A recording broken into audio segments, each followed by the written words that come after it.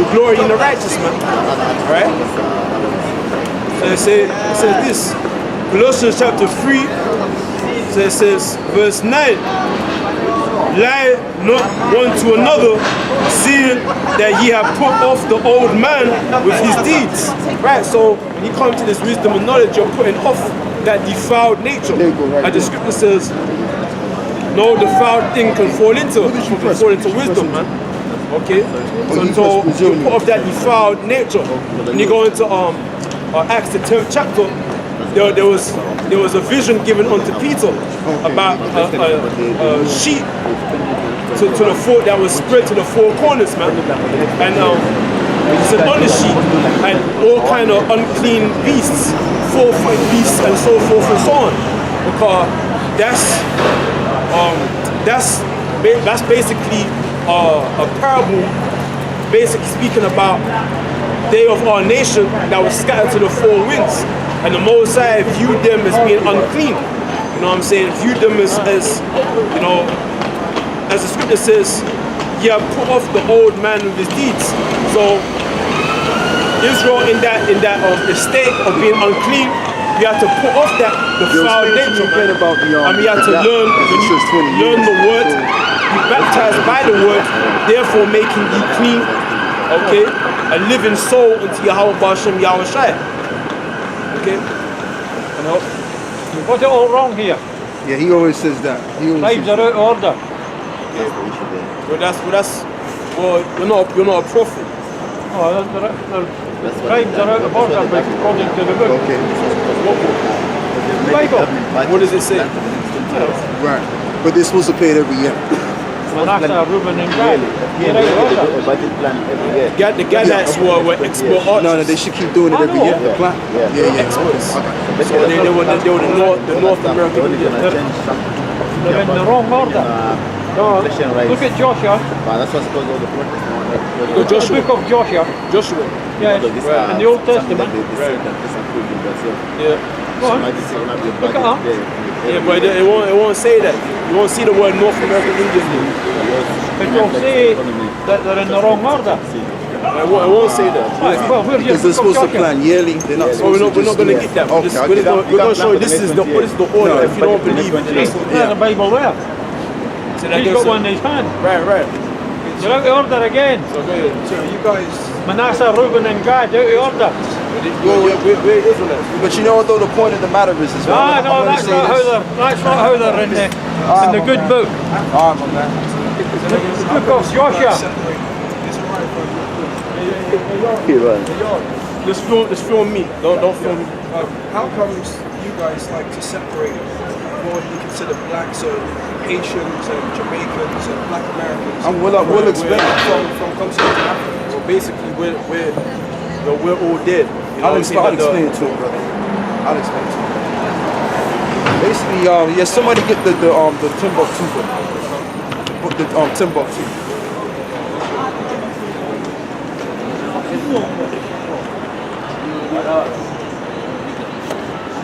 Yeah. No, the Timbuktu, and somebody get me the dictionary.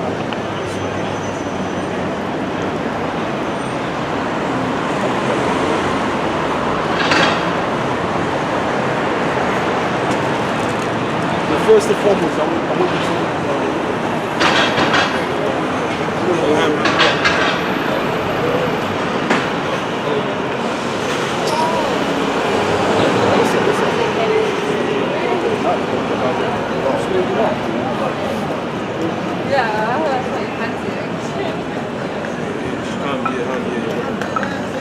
It's the Bible dictionary, right? Let's look at I'm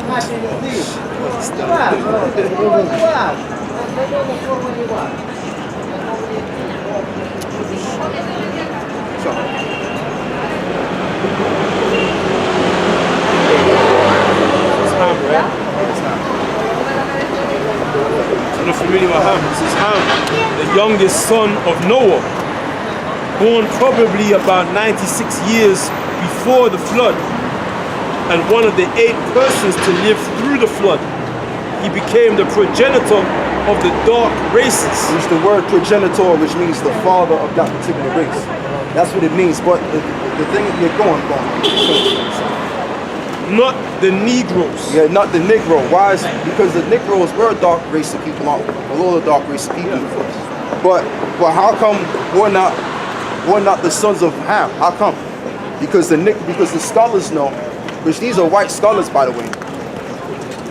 They know that the Negroes, okay, the so-called Negroes, because really we are from the tribe of Judah, or Benjamin or Levi.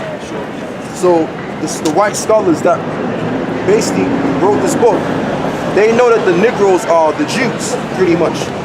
Okay, that's what they know, and that's what the higher government knows.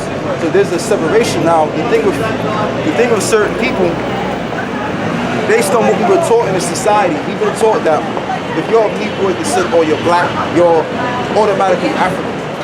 That's what we've been taught, but there's a difference because you gotta go back to it. You gotta go back to the beginning of time. It's during the time of the beginning. Matter of fact, brother, give me the scripture in Genesis 2 where it speaks about the dust of the earth. Yeah, go on, my bad. It says he became the progenitor of the dark races, not the Negroes. And it explains it, go on. But the Egyptians, Ethiopians, Libyans, and Canaanites. Yeah, those are the Hamites, pretty much, these people here. And what proves that we're a different people is that because when you check out the spirit, when you check out the spirits of these dark races of people and the things that they do and their customs, our people would never put a chip or create their mouth to be a chip, so to speak. A plate lip, so you see. So, and another thing too, our people are not gonna stick their head up some old cows behind. That's something that our people ain't gonna do. Our people can be drunk, bugged out on drugs. They're not gonna do nothing like that. Okay, so these are what you call a different dark race of people. And to really go by this, maybe in respect of what they're doing there, there's some meaning behind it. For example, when particular African tribes put plates in their lips, maybe there's a meaning behind it. However, the way in which it's presented in mainstream media makes out as though it's completely absurd. I understand what you're saying. I get what you're saying, but at the end of the day, for no form of reason, my man, I'm gonna stick my head up a cow's behind. Now the thing about it is, now I'm not saying all people in Africa do that. We're not saying that, because you got brothers like in Nigeria, like this brother, he's from Nigeria. But guess what? The Nigerians, the Hebrews, the Israelites, they're more cleaner people than the other dark race of people. So I'm not saying that. I would say, even if you consider there to be a great, significant distinction between Africans and those who you consider to be Israelites, don't you think that we share a military circumstance? Well, I mean, generally, I'll say this, right? Now, I'll tell you what, they're actually doing better than us. You know why? Where you from, by the way? You're from Ghana. Yeah, you're Israelite. Now, the actual people, and this is what I want to talk to you about as well, right? Because I just thought about something in my mind. Now, in Africa, right, you have different multiple tribes in Africa, right?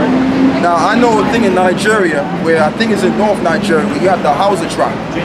Okay, these people were responsible for enslaving the Israelites, for example. Okay, the dark-skinned people that were there. And this leads me to the Timbuktu. Is it Timbuktu? Go right your hand. Okay. Yeah, if you can, brother. Because this is what I want to pinpoint. I want to pinpoint to you that even older Ghanaian men know this, and Jamaicans too. They know that another dark race of people enslaved them to the so-called white man. Now, why would they have done that? Because they know that during that time, they knew that we were Israelites. They had some sort of knowledge to that. Because when you go into this, it tells you what happened. Go on. This is on page 84 from Babylon to Timbuktu. It says, in the year 65 BC, the Roman armies under General Pompey captured Jerusalem. In 70 AD, General Vespasian and his son Titus put an end to the Jewish state with great slaughter. Go on. During the period of the military governors of Palestine, many outrages and atrocities were committed against the residue of the people. During the period from Pompey to Julius, it has been estimated that over 1 million Jews fled into Africa. Yeah, 1 million Jews fled into Africa. Why did the Jews flee into Africa? Because unlike the Africans, the Jews are dark skinned. Like, for example, you would be considered a Jew. Okay, the blacks that suffered the transatlantic slave trade, okay, around Ghana, Nigeria, and those different regions. We have Africans who suffered the scramble for Africa. I know, but you know, my man, what I'm trying to explain, you remind me of a young Michael Jordan, man. This brother like Michael Jordan. But anyway, We're all part of the same. no, but what I'm trying to explain is Michael Jordan is an Israelite. He's an Israelite. But what you have to understand, my man, is that the Israelites, everybody from the beginning of time was dark skinned. Everybody was dark skinned. But there's different nationalities. Like for example, if you look at an East Indian or Sri Lankan, they're just as dark as you or the same color as you, but they're different. Even darker. They're different. They're a different nation. So there's different nations within the dark people. But what I'm trying to let you know, being that you're a Ghanaian descent, you don't really need to. I just think it's quite silly to associate yourself with these people because these people. No, hear me out, brother. Sorry. I just think it's quite silly because at the end of the day, the Heavenly Father made us to be a special people unto Himself. The Heavenly Father chose these people on the side. So you want to be a part of the chosen people. You want to be a part of God's people. That's who you want to be, and which we are that anyway. So being that we know that being the case, we know that there's a differences, okay? And the reason why people have that mindset, because I went to school in the West, we all went to school in the West. We all been taught that, for example, I was raised in America, as you can tell by my accent. Sure. Back in the 80s, they called us Negro, okay? Or prior to that, they called us, I think they called us something else.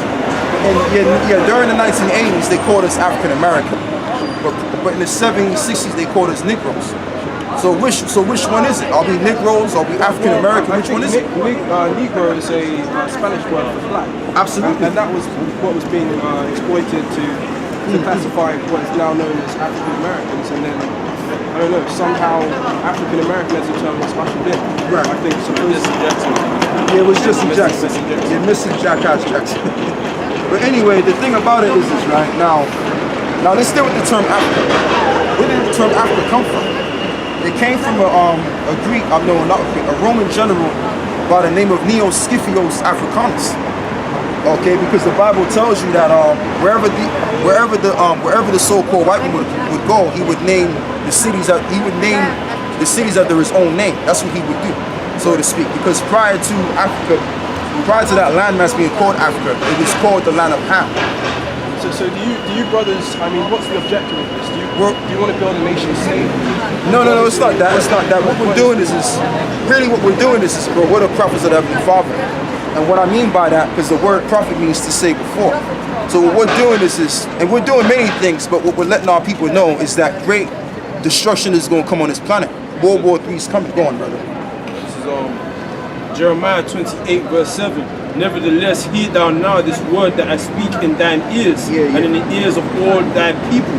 The prophets that have been before me and before thee of old prophesied both against many countries and against great kingdoms. And that's what we're doing right now. We're letting you know that America, especially, is going to be destroyed on the face of the map. Now the landmass might still be there, but the way of America and what it represents is going to be destroyed. So that's what we prophesied this morning. And against great kingdoms of war and of evil and of pestilence. And that's what we're dealing with, because this whole society is going to go through a way of great chaos before we even get to this point. Now, what we're also letting you know, brother, is that your people, the Ghanaian people, okay, and even the Cameroon people and the people that suffer the transatlantic slave trade are indeed the real Jews. And being that you're the Jews, okay, whom the world calls Jesus Christ, his job was to only save the Israelites, the Jews. Go on, brother. See, that's what I like, brother. Just keep the precepts flowing. Deuteronomy 28 verse 68. And go on. And the Lord shall bring thee into Egypt again with ships. And the Lord shall bring thee into Egypt again with ships. Yeah, it says in the Lord. As a matter of fact, brother, break it down so I can okay.